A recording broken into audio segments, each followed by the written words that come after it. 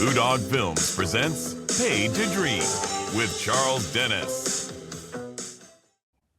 Hello, it's Charles Dennis. Welcome to Paid to Dream. Our lesson for today, good things are worth waiting for. And that's what happened today with Julie Kirgo. It wasn't easy hooking up with her, but then hooking up is never easy, folks. Take it from me. Anyhow, if you like our show, click like. If you don't like our show, click like anyhow, or I'm going to come and get you. But right now, I'm going to get Julie Kirgo. There she is. Hi, Charles. Hello, Julie, yet again. Yeah, let's give it a shot. What else? What do we got to lose? I So know.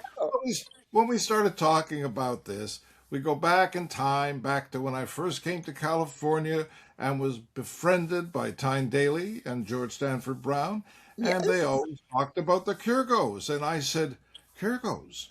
Well, you mean like George Kirgo? Yeah, well, he's got these daughters, Julie and Dinah.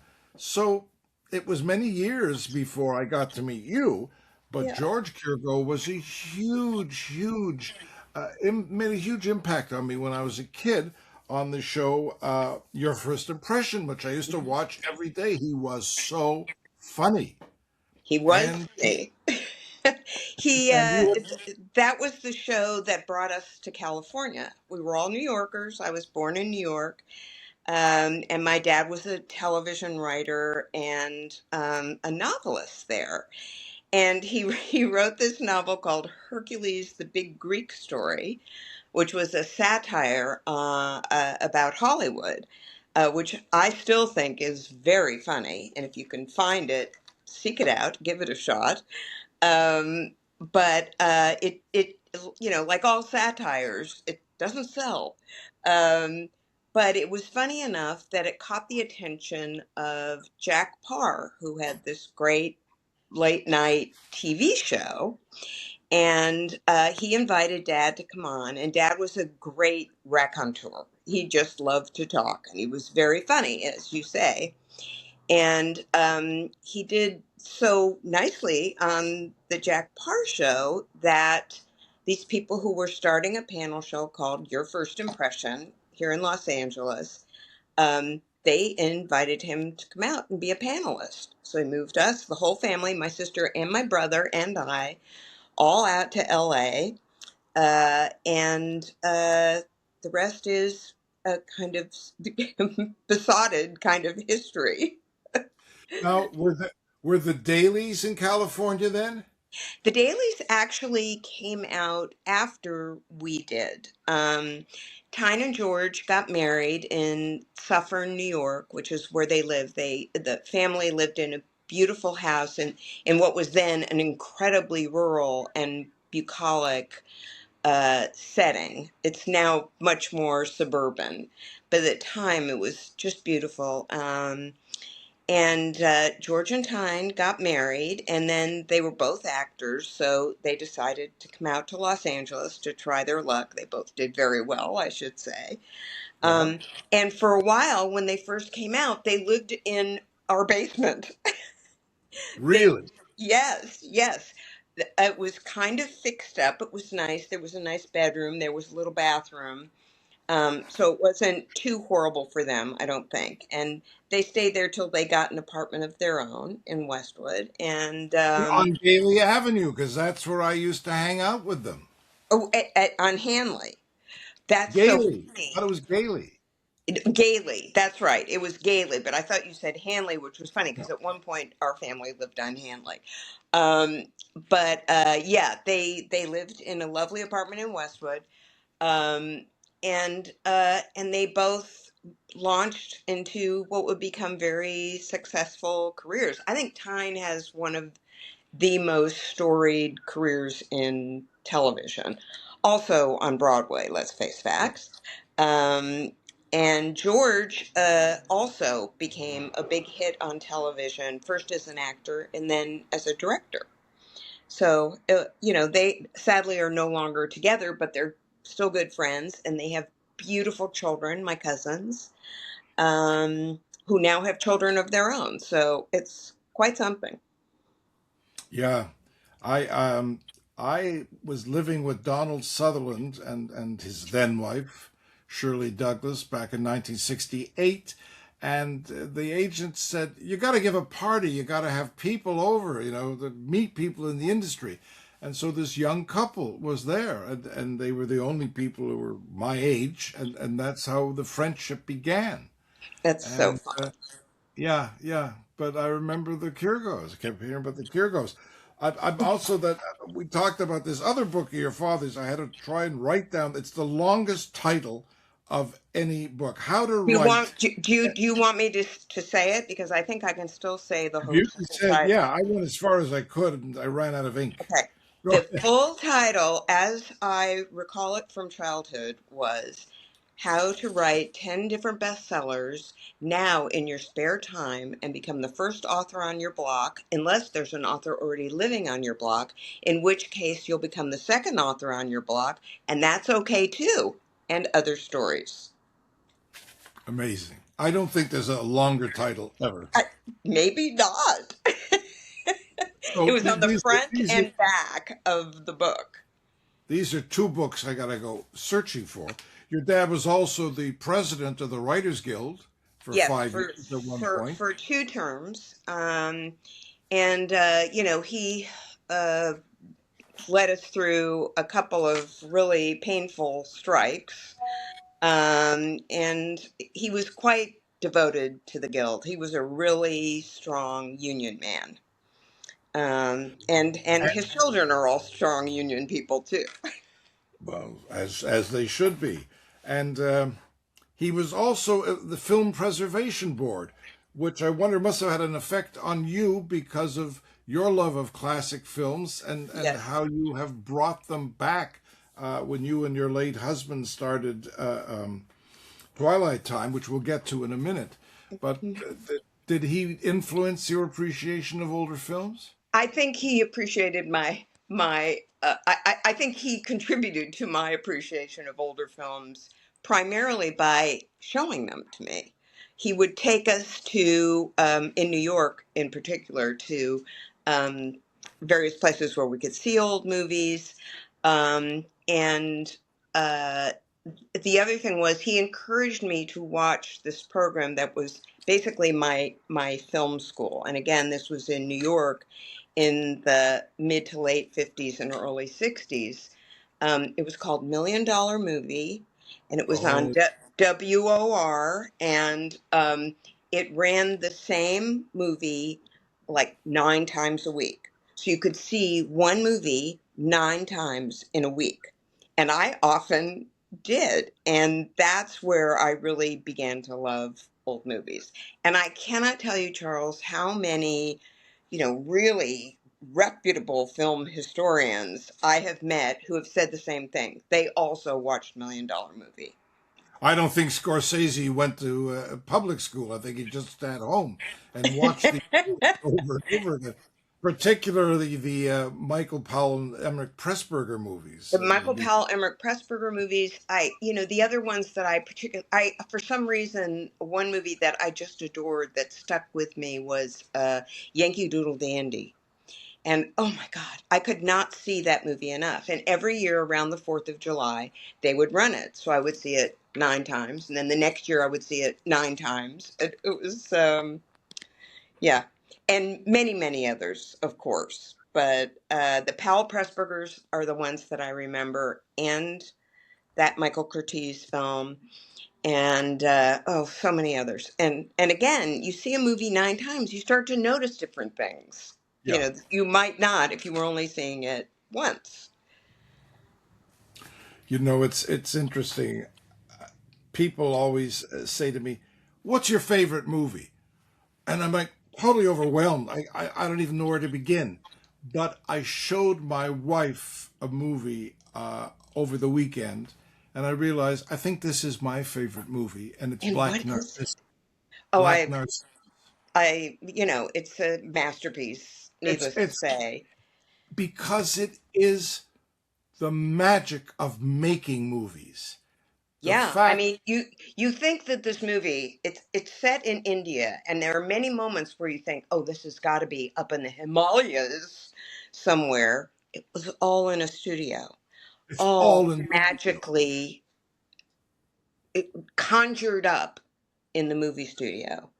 Um, just phenomenal, phenomenal. And and obviously they went to whatever the little India of London was and found people to be the extras, so that you thought that this and those doors opening up to this the whole thing it's just the magic of movie making. Now they go on location, big deal.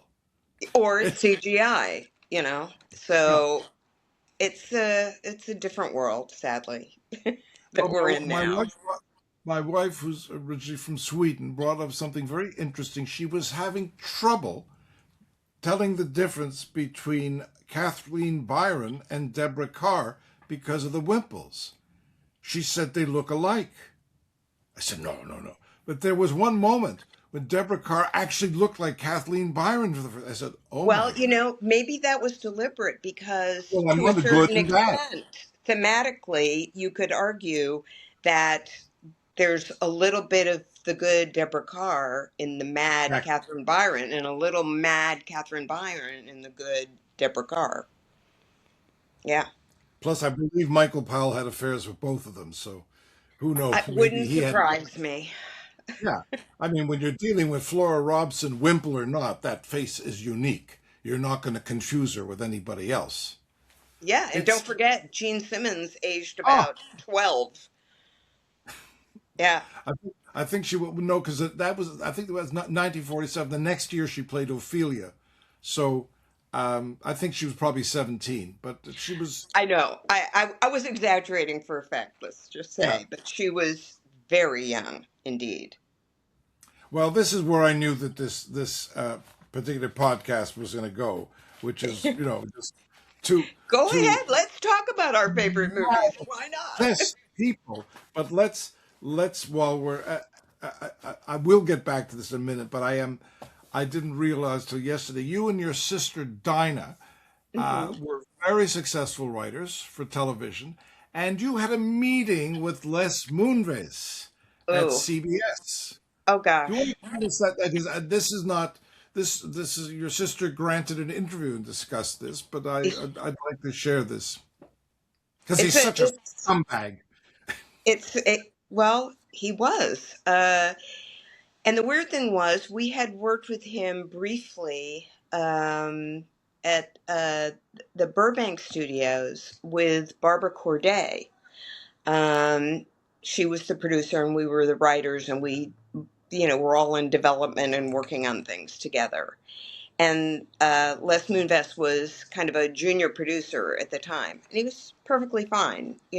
He hadn't gotten ideas above himself at that point, or thought he could take advantage at that point of people.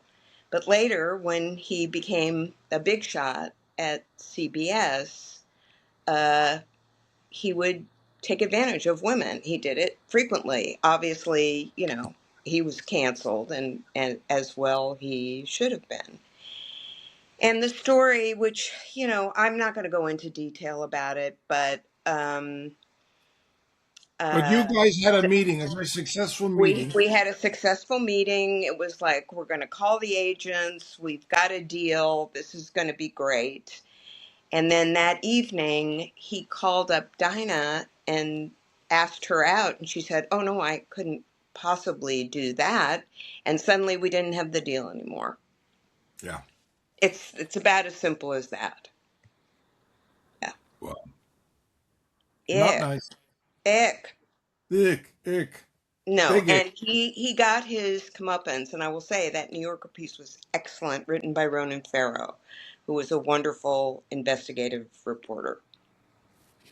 Yeah, and I'm still trying to track down. He was talking about an actress who had been at MGM who told him horror stories. Well, obviously it was his grandmother, right? I mean, Maureen O'Sullivan was at MGM, and I'm sure Louis B. and such. For And it's many, many others, I am sure. I oh mean, yeah.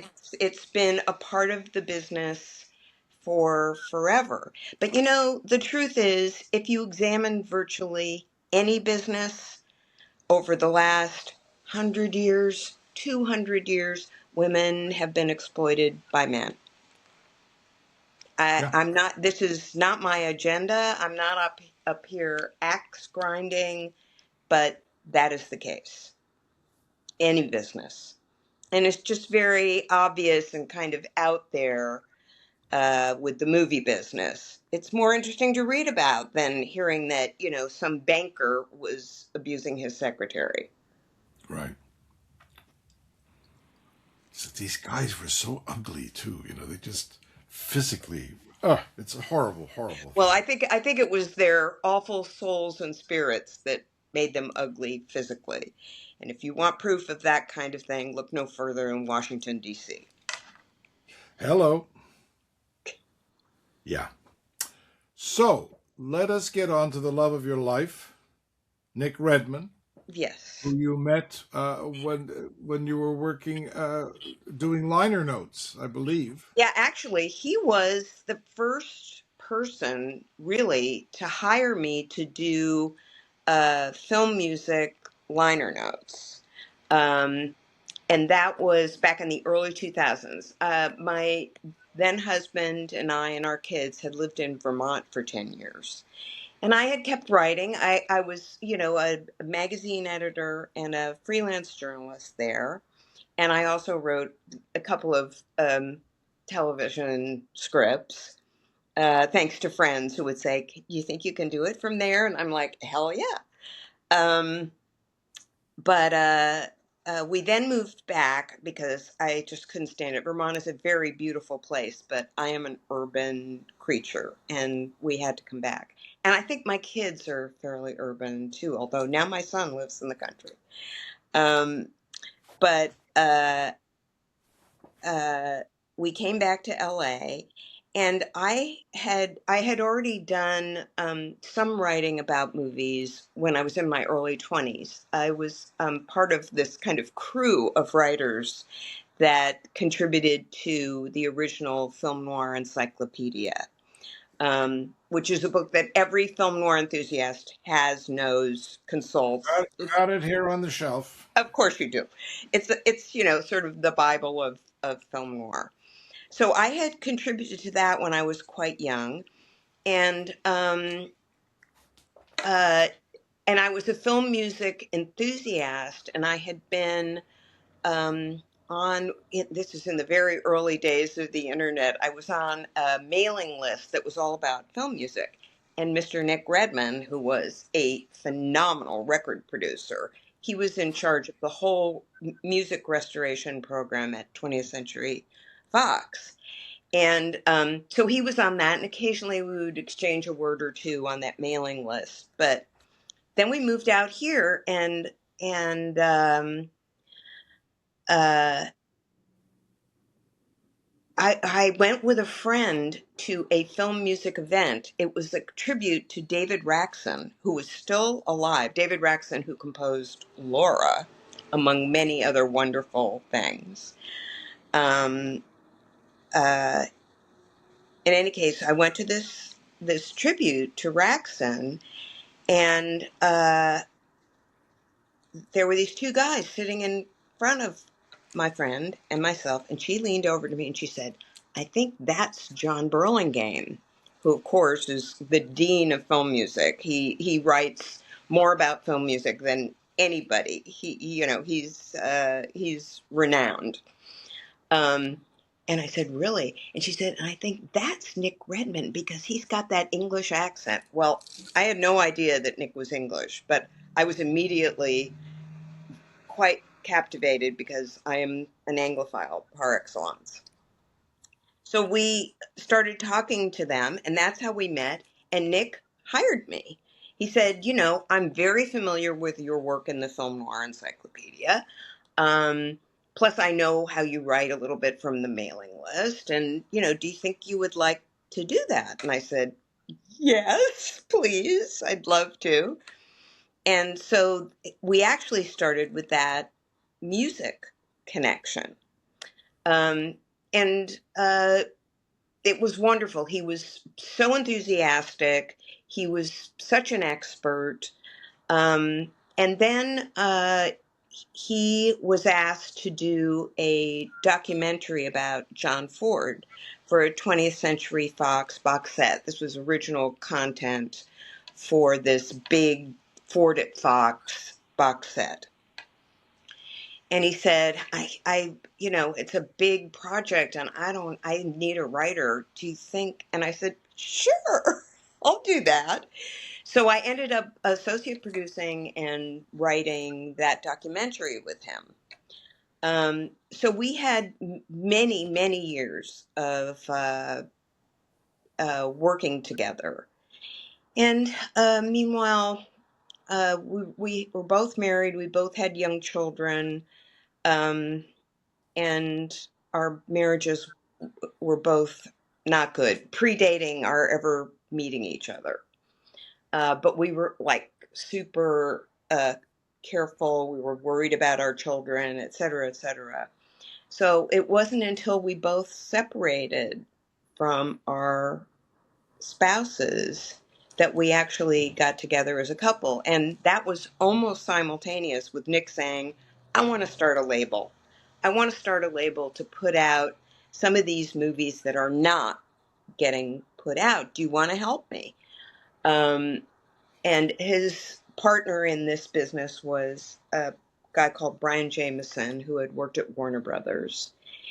And I should also note that Nick, by the way, had already made a documentary about Sam Peckinpah and the Wild Bunch. Wild, yeah. Yeah, and with Paul Sedor, the wonderful director and editor of that documentary, and they were nominated for an Academy Award for that. So for the Peckinpah documentary, and so there was, it was just like this kind of conflagration of interests and things that we loved, and we were very curious about each other, and we were separated now, and that's sort of how we got together. But it was almost simultaneous with the birth of Twilight Time. And so he asked me to be the creative director for the label, which basically meant that I just wrote all the essays for every single release. And in the end, it was several hundred.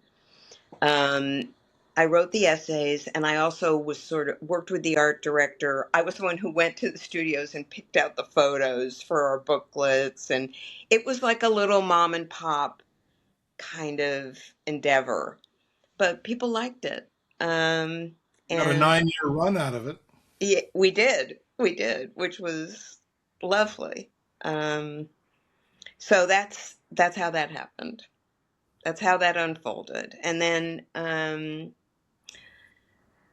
horribly, Nick got sick, and was sick for 2 years. And he was the bravest, toughest, most uncomplaining, mortally ill person that I have ever encountered in my whole life.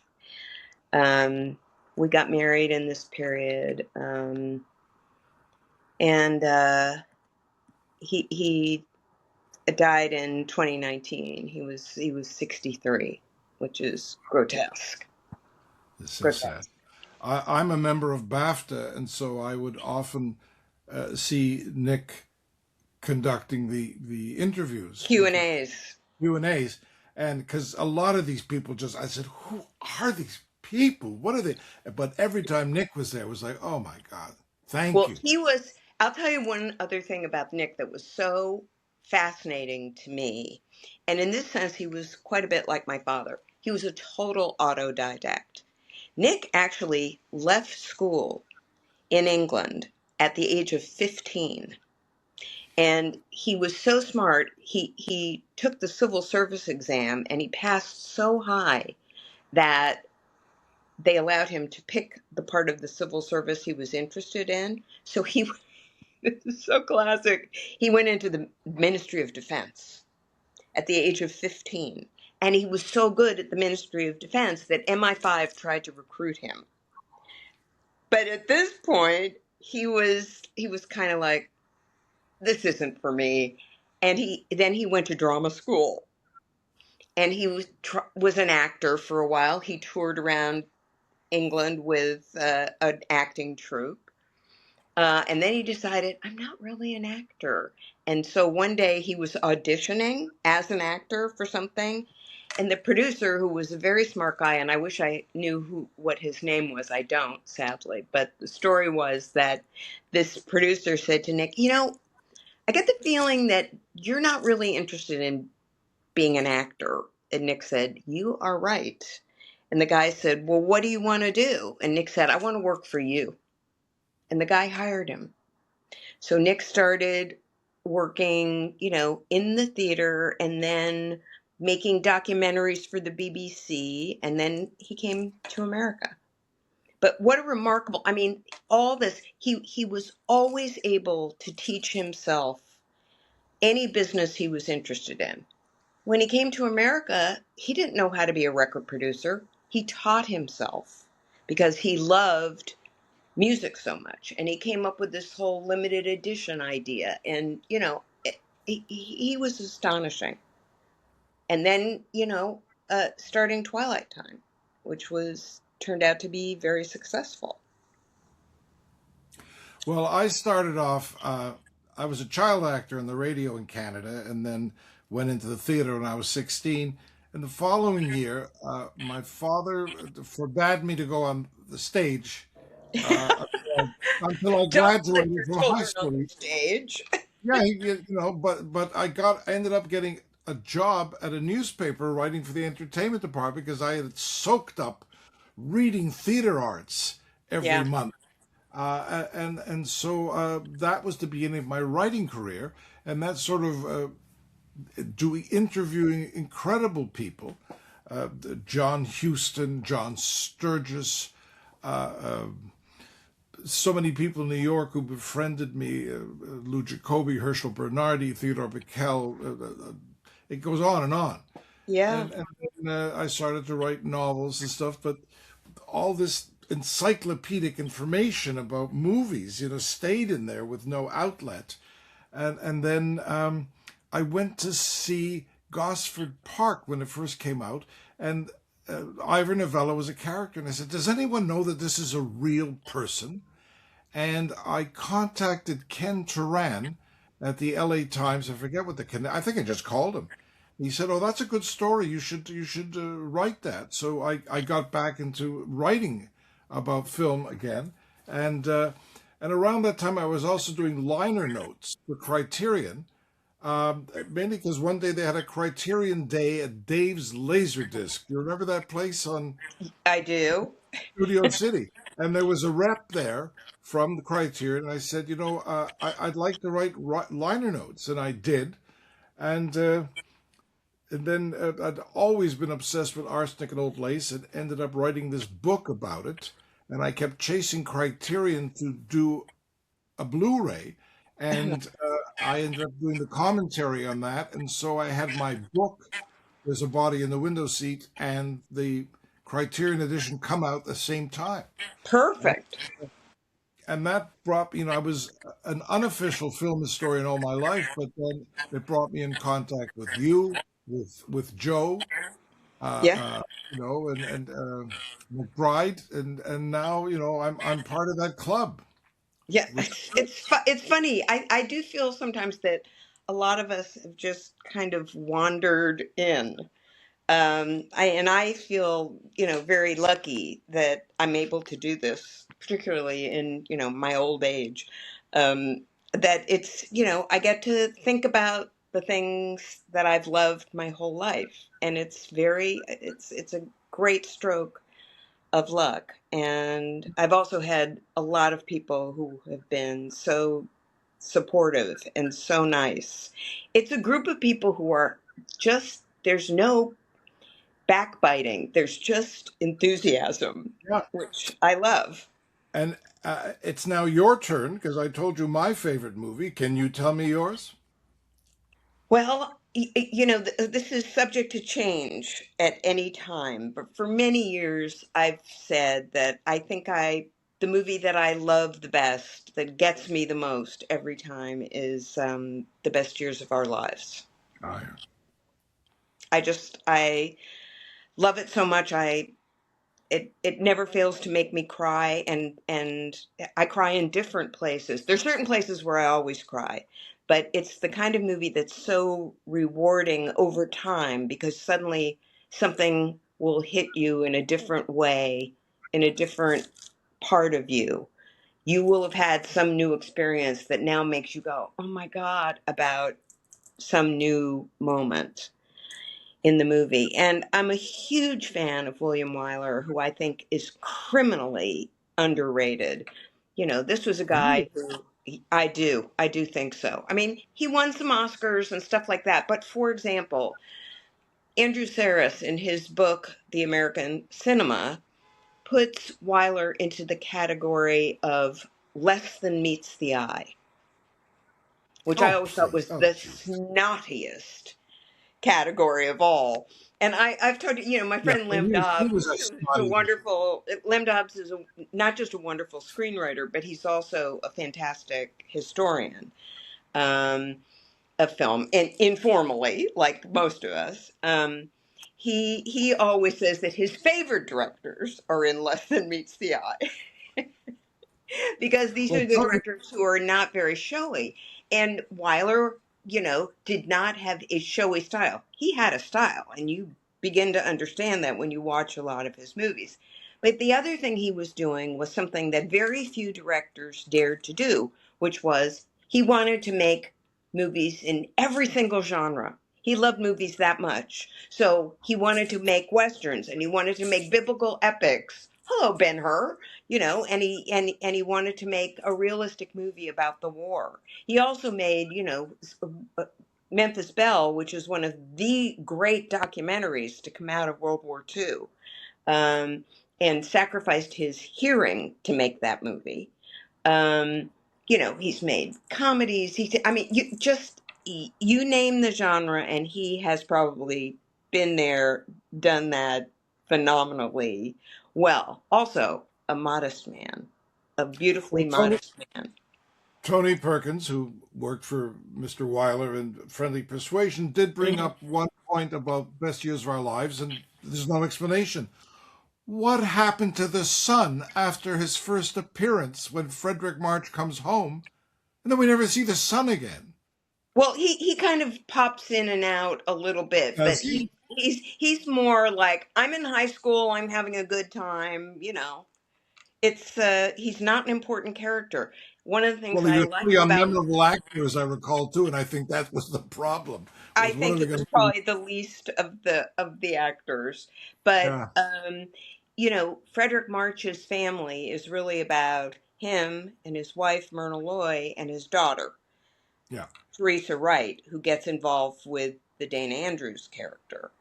And there are these very interesting intertwinings of the characters of these three men who meet by chance uh, it, in the immediate post-war period. They're all going home and they all live in the same place, and that's how they end up on an airplane together.